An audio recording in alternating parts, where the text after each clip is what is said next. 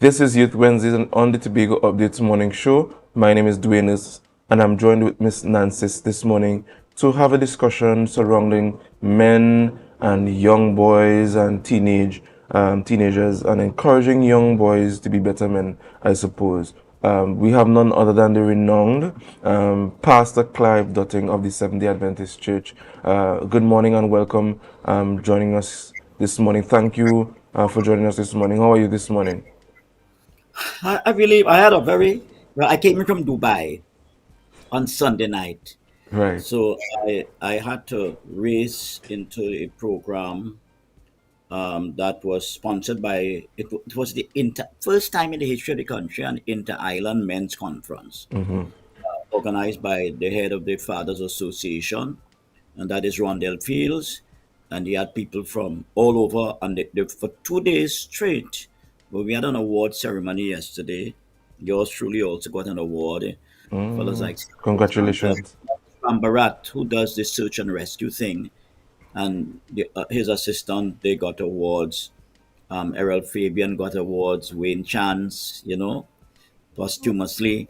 So a lot of people who are heavy and Caribbean people got an award. So I don't know when last we had that, but I don't think we ever had that in terms of people who are regarded as focusing and making a contribution to men's issues. So we compliment the Fathers Association and I think the Ministry of Social Development. And there was a little controversy with Ayana Webster Roy calling out Rondell, but I think that has been sorted out. So Yes. hallelujah. Praise the Lord. And the Yes. other Praise men's God. march, but I was coming in from Dubai, so I missed that. All right. All right. So, Pastor, let me ask you, as a man, what significance do you place on men, especially in light of the fact that we have a lot of arising women's rights and females' rights. How important are men in our society today? Let me be honest with you and your dear co host, your lovely co host. I want to say that it was never as important as it is now. And I'll tell you for a number of reasons. This may sound humorous. I was with a taxi driver at night. Sometimes I have a way of picking cars that love the doctors, the engineering doctors. So I was traveling in this taxi. And significantly, what the guy told me, the driver, he said, just now, all the ladies have to be lesbians, because the men are being killed. Now, let me quote two prime ministers, Dixon Mitchell from Grenada and Ralph Gonzalez from St. Vincent. They have said, why in heaven's name we have so many young black men killing black men? And to the crime and violence factor. And by the way, whether CARICOM likes me or dislikes me, that is not the issue. CARICOM must do a better job than the gang leaders because I have said that what is happening right now, you have a group, I term them CMANs, Caribbean Mafia Alliance Networking Strategy. That's why I compliment Rondell Fields for bringing people from Montserrat and St. Vincent and St. Kitts and Nevis and the Caribbean. Because the gang leaders, our numbered gangs, are recruiting people across the region. That's where the gangs go on. So you have the crime and violence factor that is spread to the Caribbean, right?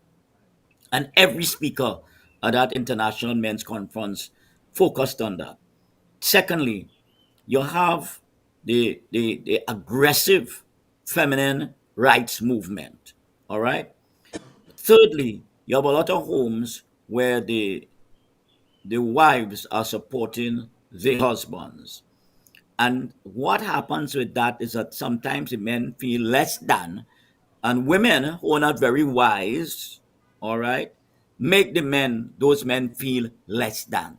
And then you have the church that is not focusing enough on the issue of men. And I want to say, I have seen initiatives in my own church, but sometimes I think it is episodic. All right. That is why I will go to my grave saying the greatest thing we could do for men is to establish support groups. Like there's a guy in Barbados, a church leader, and every Saturday night he brings men to his home and they discuss issues and he provides the refreshment.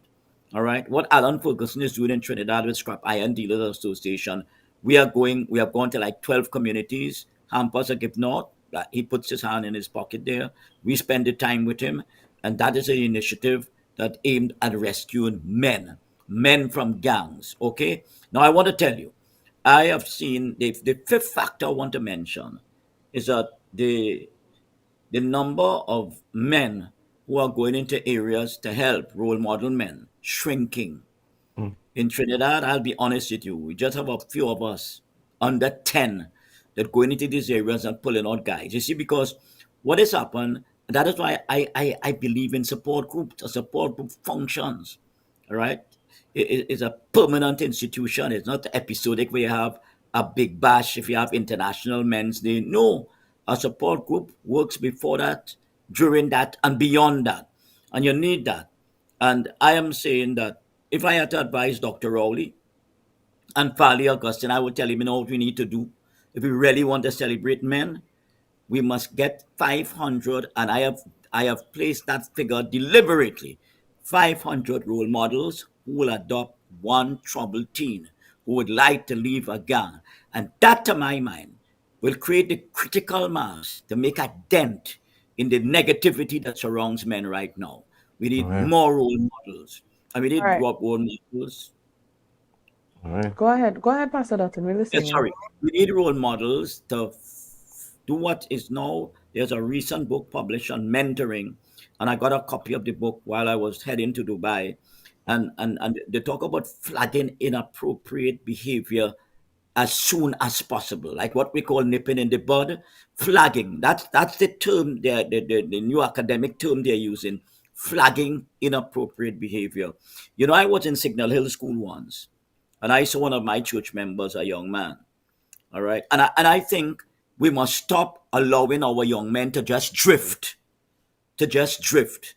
And we don't call them to board and accountability when we observe something going wrong. I was in Signal Hill Comprehensive School, and I saw a young Seventh day Adventist. Now, Signal Hill is a government school, not a Seventh day Adventist school. Had a girl's hand behind her back, and she was alternating between wincing because of the pain and smiling to please her peers. So I called him. I said, "What you doing there?"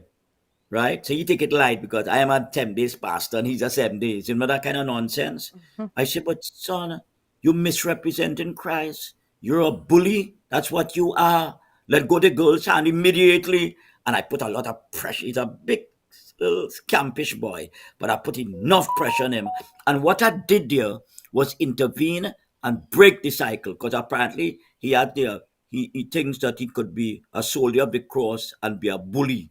You understand? And I picked up with him one time. And then there's a follow up to meet with parents. All right. That is what's going on there. So that I believe I firmly believe. You see, this is your bullying and men and what and suicide and everything else. Let me tell you what I believe. I believe the church has an amazing role to play. Apart from government giving funds to those groups who are making a difference, like the youth clubs, the police youth clubs, for example, the church clubs like scouts and pathfinders and what have you there. I think we can do a great role there because I believe mentoring, all right, and rescuing men. There are a lot of young men who want to come out of gangs, but they're scared. I tell people, don't take this gang thing lightly because you're dealing with guns, you're dealing with drugs and the drug trade fueling. I was shocked. When I was coming back from Dubai, I met an international um, security analyst. Um, his father is a pastor with our church, and he offered to take my luggage and thing. I found he was so courteous as a man, tall, strapping, Arnold Schwarzenegger of a man. And you know what he told me? He said, "Pastor, what is the worth of the drug trade in the Caribbean now? As the Caribbean Financial Action Task Force saying it's 50 billion US." He said, "No, Pastor, it is 7 trillion US. That's the amount of drugs transshipped in and out of the island." So you realize just a small fraction of that, all right, but that's plenty drugs, stays here, but the bulk goes abroad. And now we Pastor have a Dutton. new thing now Yeah. between the Yeah. Mexico Mm-hmm. and after Mexico, the Middle East and China. Right. So they're uniting the Latin American mafia with the Middle Eastern crescent with the Golden Triangle that includes Japan and Thailand and Myanmar and all those places there.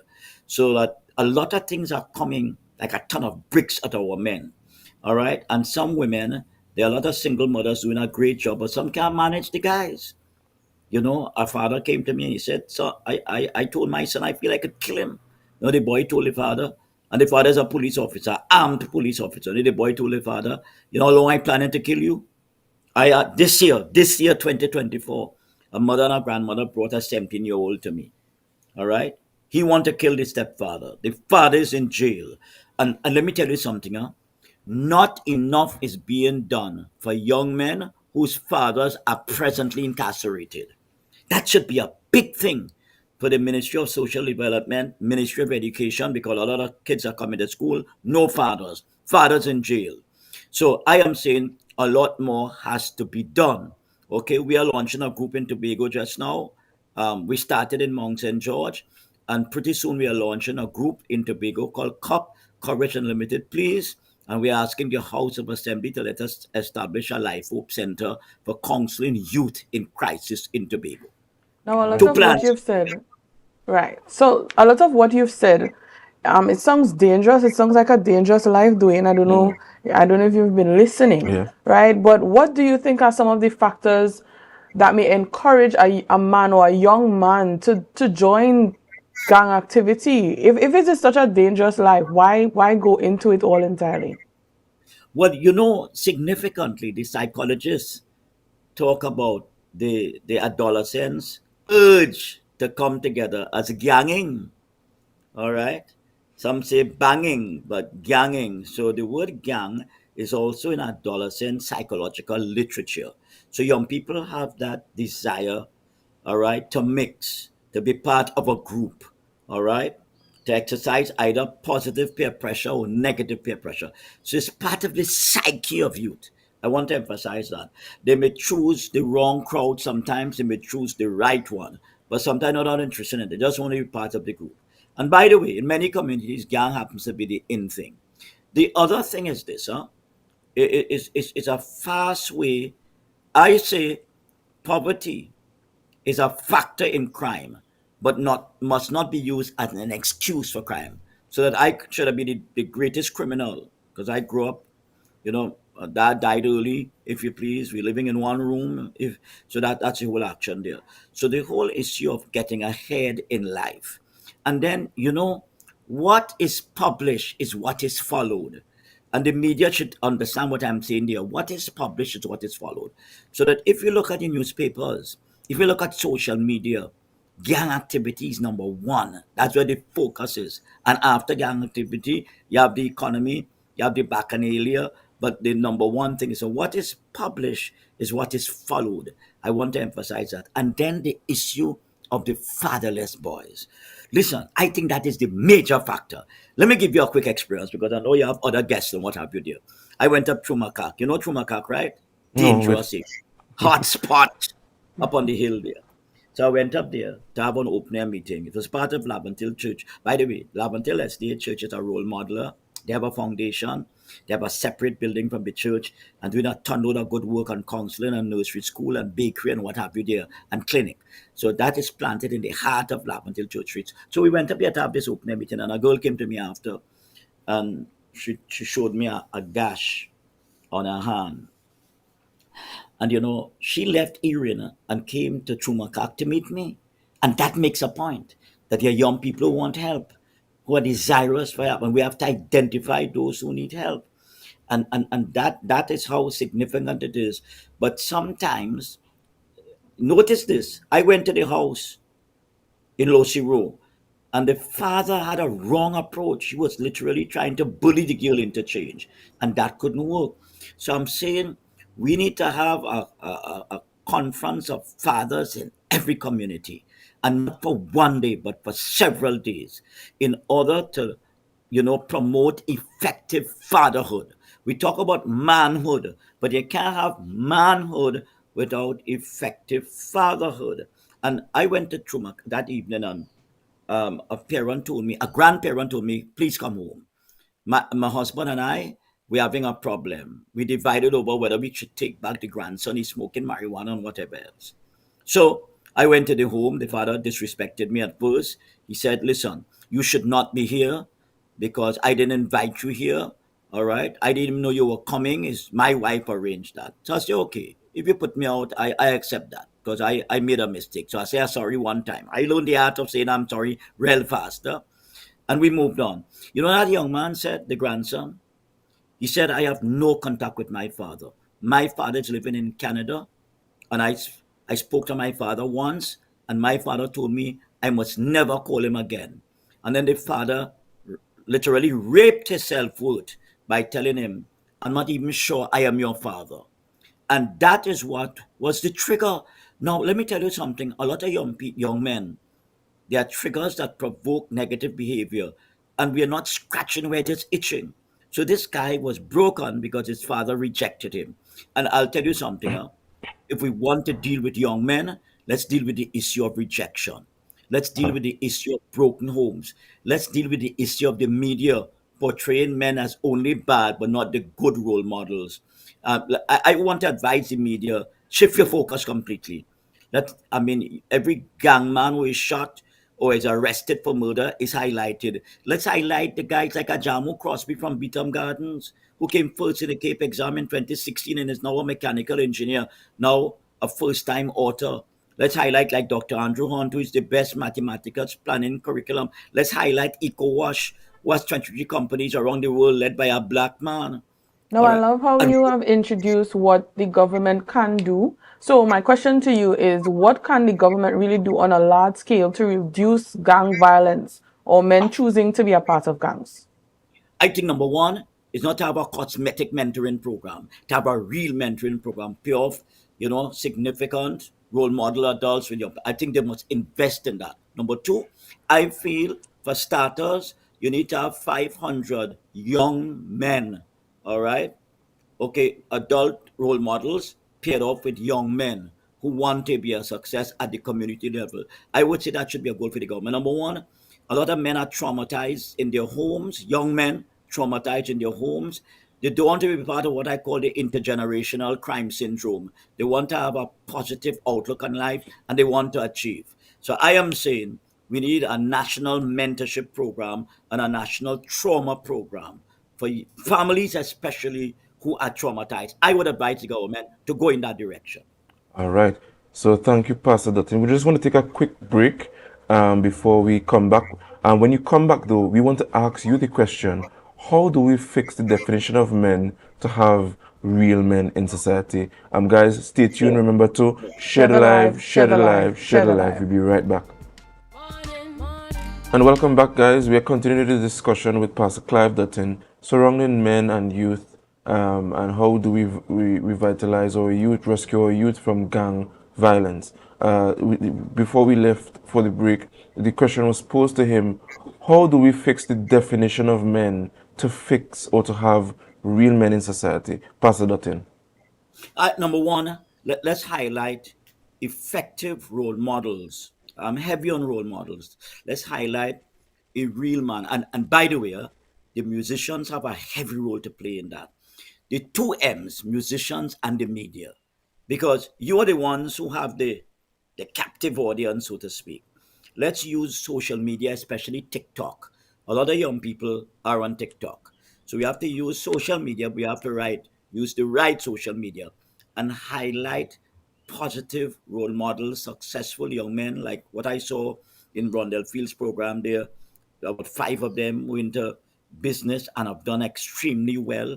One of them is a content creator for like nine of the top firms in the country, and I've never heard about him before, but doing an excellent job. So what I'm saying is, let's focus on effective real men, men who treat women with class and dignity, men who respect their parents. The word respect, resilience, those two words must be heavy. Real men are resilient, they overcome circumstances. Real men respect their parents and those in authority. Real men have a vision. It was Arnold Toynbee says the real man is the man who has an ideal that takes the imagination by storm and a plan of action to achieve that ideal. Real men are responsible men. All right. So they respect, all right, the resilient and the responsible, the three R's for effective male and manhood. All right.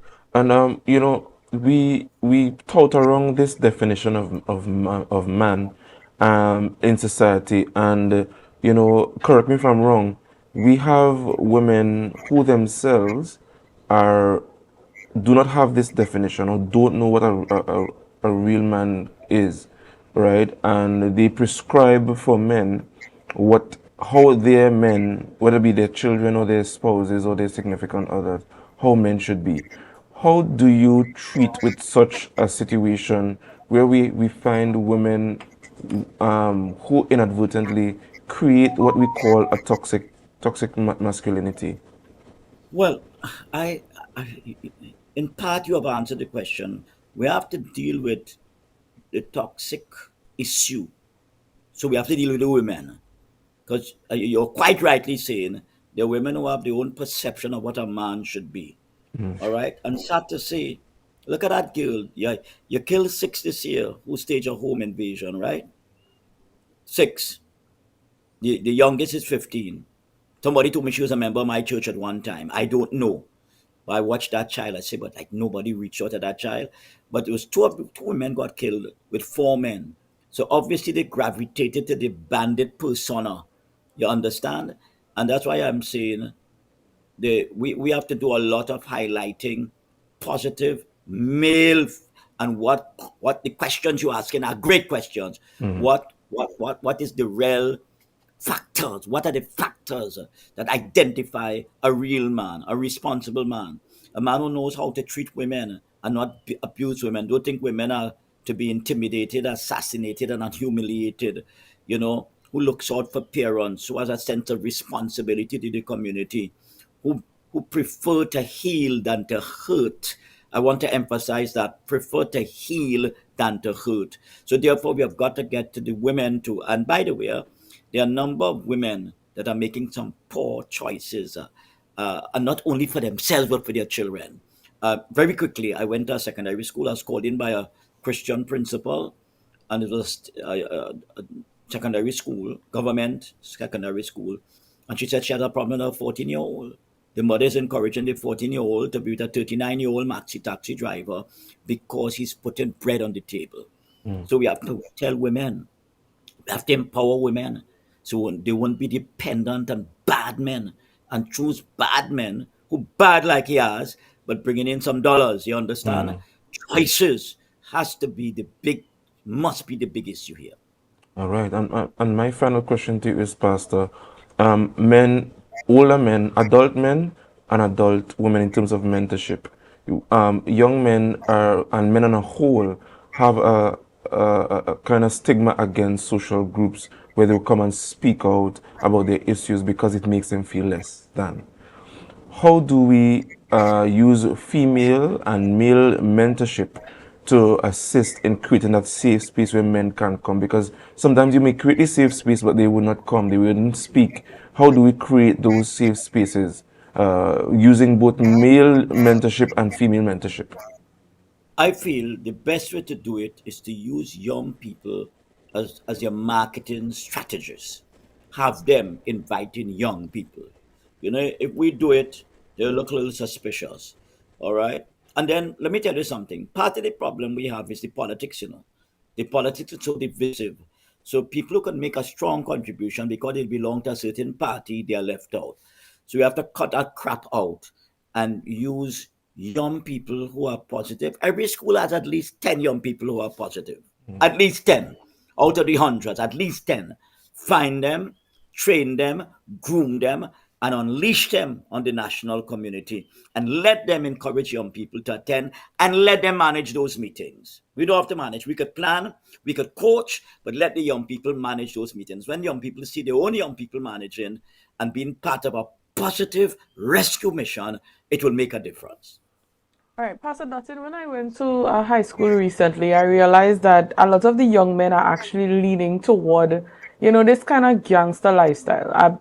For whatever Yes. reason, they see positivity in it.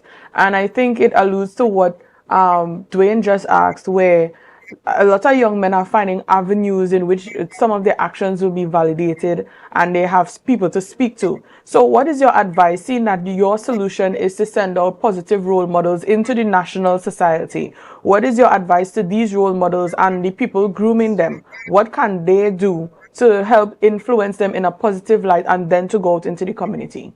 All right, let me talk to principals quickly. Do not bring us and then just bring the whole school together. Yes, we can motivate the whole school, but select those young people and young men, especially who need help, and let us engage in a one to one. I think we are failing as a society because we don't want to engage in one to one relationships with young people who are in trouble. We don't want to confront them. I think we are scared of them and making a horrible mistake thinking that they don't want to be helped. They want to be helped, but they want to trust. They want to know that the person they're communicating with happens to be trustworthy. The other thing is, I think we must pull from the community. Don't pull from political parties. Don't pull from groups, hierarchy kind of stuff there. Pull from people who are well respected in the community, despite their religious or political affiliation. Um, Pull from them in the community and then have people get into the schools. Now, not everybody can be part of a school ministry. Let me tell you that. Because young people are always sorting us out and figuring us out quickly. So choose people who have a natural ability to reach out to young people and let's do a one-to-one campaign. Because you see, if we save one and that one, and by the way, I must say this before I disappear. We need to return to peer counseling programs in the schools. And I want to advise the Minister of Education on that, on all those who have to do with education. Let's return to an effective peer counseling program. That's why the young people are doing the counseling in the school environment where they are known. All right. So the issue of peer counseling in the schools is needed as early as yesterday. We need an effective, well trained, well armed group of peer counselors. All right. Thank you so much, Pastor Dutton, for joining with us. God bless. Yes, it's always a pleasure having you on. You have a lot of knowledge in terms of this topic, and we're very happy that you could have joined us this morning to discuss with us those few points and tips that you've given. All right. So thank you once again from the Youth Wednesdays Tobago Updates family for being with us here this morning. God bless you too. God bless you. God bless All you. right. All right, guys. So that brings us to the end of this part of this segment. We have one more segment for you. But before we go over to that segment, just remember to share the live, share the live, share the live.